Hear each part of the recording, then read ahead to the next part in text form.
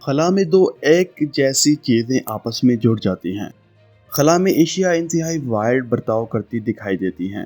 زمین کے برعکس خلا میں ان کے رنگ ہی نرالے ہوتے ہیں۔ یہی وجہ ہے کہ انٹرنیشنل اسپیس اسٹیشن میں باقاعدہ لیبارٹریز قائم ہیں جہاں مختلف تجربات انجام دیے جاتے ہیں۔